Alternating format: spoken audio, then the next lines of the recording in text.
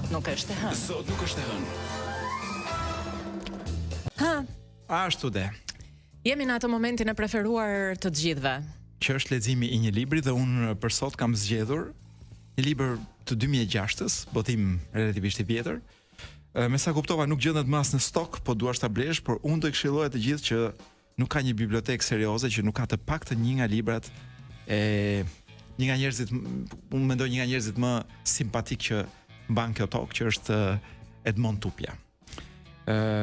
Imagjino është edhe kur shkruan për erotizëm e bën me një lloj finese dhe finese, po, e vërtet. Që të duket sikur nuk po flet për një vend vulgar dhe banal si Shqipëria, por ku diun, ka një finesë pariziene, edhe kur trajton tema shqiptare të seksit. Me ç'po kuptoj pas ke zgjedhur një libër erotik. Libri nuk është është fjalë e rëndë eroticizmi. Domethënë, po gjëra që shohim dhe dëgjojmë sot Blerina janë përtej. Pra kjo gjë që shkruan Tupja është shumë e pafajshme në lidhje me porno median e sotme. Ashtu dhe. Tension i lartë e ka titullin ky libër me rrëfime, i botuar nga Ombra GVG në 2006-ën. Siç thash, nuk gjetë, po ju mund ta gjeni në Tezga, po që se gërmoni edhe mund ta gjeni. Dhe unë i kërkoj Ombrës në emër të gjithë popullit shqiptar që ta ribotoj këtë libër. Ndërmjet shumë rrëfimeve, unë Blerina zgjodha vetëm i nisur nga titulli këtë tregim. Hajde, se me shumë suspans po na kriju. Pensionistja Makbule. Fantastike.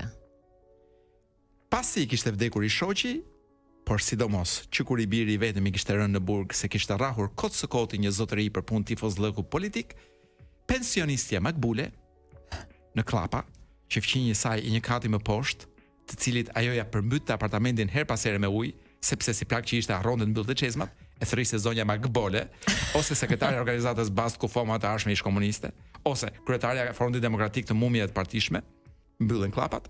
Pra pensionistja Makbule, nuk e bënte kur pazarin të tregu i vogël fshatar që ndodhej pranë pallatit të saj me tulla silikate e terrac me zift. E ndryshe s'do quaj ashtu. O jo. Ky ishte treg i shtrenjtë, madje për disa artikuj të konsumit të përditshëm, paturpsisht i shtrenjtë në krahasim me tregun e shumicës tek ish uzina Dinamo, ku zarzavatet dhe frutat ishin jo vetëm me çmime më të arsyeshme, por edhe ku e ku më të mira. Prandaj 2-3 herë në javë ajo rrëmbente dy çantat e mëdha, njërin prej Xunkthi e tjetrën prej Cohe, e nisej pa ngutur drejt tregut të shumicës. Rrugës helbete e përshkonte në këmbë se as që bëj fjalë të hip të autobusit, 200 lekë për shkuar, 200 për të kthyer, pra 400 lekë gjithsej në atë kohë. Të vjetra sigurisht, se ngatrohej po të fliste me lektëri. I thoshin për shembull në mes verës 1 kile domate për sallatë ose një gjysmë për gjell ose në mes të dimrit gjysmë kile spinaq. Pastaj autobuzet e unazës zgëlonin nga hajdutët, dimër e verë. Sigurisht që lodhej, se i duheshin gati 3 çerkore për të mbërritur atje dhe po aq për të kthyer në shtëpi. Por si grua e zgjuar që ishte, për të shlodhur sadopak ndalonte aty këtu, kulloste syt, pa futur dorën në xhep, ta pret mendje. Shihte ashtu ko ndonjë malltë në Tezgat Buzrrugës, futej tek farmacia ngjitur me stacionin e trenit, ku punonte vajza një kushërie të dytë nga jati ndjes past, bënte disa minuta muhabet me të, pastaj dilte për të hyrë tek byrektoria ngjitur, sa për të pirë një gotë me ujë. Se byrek nuk i haj, nga që sapo kishte pirë kafen. Pastaj ku hahen atë byrek të shpikur me gjitha lyrë. Dilte sërish dhe kështu, ndal aty e ndal këtu, vështro majtas e vështro djathtas, duke vënë dorën para në sy, pa ndehtë ajo, midis sisëve, për të siguruar se kuleta me para nuk ishte lëvizur nga vendi, arrinte më në fund, qull në djers, por krenare, te tregu i shumicës, ku bënte së pare një xhiro të madhe për të parë mallin, para se të niste të blinte çka i nevojite. Një koqire. Kthimi domosdoj ishte shumë më i lodhshëm se dy çantat ishin plotë për plot para ma, me të hyrë në apartamentin e saj në katin e 5. Ato të mallkuara shkallëqa merrin frymën se ishte jo vetëm e ngarkuar, por edhe e bëshme nga natyra. Shkënaqësi që ndjente kur pasi pinte një gotë ujë e ulej, a më saktë plandosin divanin e kuzhinës, niste bënte llogarit për të parë sa lek më shumë do të kishte shpenzuar, po ti kishte bler të njëjtat fruta zarzavate të tregu i shtrenjtë fare pranë pallatit saj me tulla silikate me terrac me zift. Në Klapa, qeveria se përvlonte, ndërsa dimrit i fuste brenda ujin e shiut. Sa krenare ndiej, si një koqire vërtet që ishte kur i qellonte të vrente se kishte fituar, fjala vjen, 1000 lekë, të vjetra sigurisht se ngatroi po të fliste me lektërinj. Edhe sot, fund korriku 2005, në kulmin e vapës. Po çfarë ti bësh? Goja do të haj, askush nuk mund ta psonis për të se shoqi ka vdekur dhe të birën e kanë në burg për disa vjet. Pastaj ku e din të tjerë, cilët do qofshin ata, ti bëjnë pazaret më lirë, më mirë, më pastër se ajo. Vetëm më shpejt. Po, mund t'i bëjnë. Po kush ngutet për mutet, siç thoshte i shoqi ndjes past. Mbyllen klapat. Pensionista pra, Edhe sot në kulmin e vapës, pensionistja Makbule është gati për të dalë që të bëj pazaret e tregu shumicës pranë ish uzinës Dinamo. Por, para se të dalë tek Unasa, ajo vendos të hidhet e të shoh edhe një herë çmimet e tregut të vogël të shtrenjtë pranë pallatit të saj. Ja te zgjat me radhë nga njëra anë, kurse nga ana tjetër fshatarët e ardhur herët me mikrobus nga Ndroqi, Tapisa. E ku ta di ajo se nga fshat tjetër për të shitur domate, fiq, kajsi, qumër, gjalp e gjis. Shtret, shumë shtret. S'më gënjej dot mua, mendon pensionista Makbule, duke pusqeshur triumfalisht me vete. Patallxhanë duke të freskët, as kastravecët, as karrotat, as kungujt, me gjithë ujin që u hedhin përsipër fshatarët her pas here. I prek me dorë, pastaj i kapi, i mbërthen mirë, i shtrëngon fort. A thua se do të nxjerr lëngun e sërdëngun.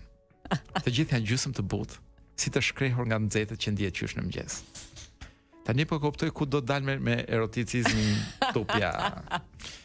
Të shkrehur nga të nxehtit, pika. Dhe vetiu pensionistës Makbule vjen keq, që nuk ka mundësi të bën patallxhanet, kastravecët, karrotat e kungujt të forcohen sërish, të tendosen si se që kujtuar rinia saj, kur ishte nuse e re. Por dhe më pas ju kujtua pra, i shoqi ma gjën e tij ngjyrë patallxhani kur i forcoi ngrefej dhe ai hidhej sipër dhe ajo bënte sikur nuk donte fillimisht.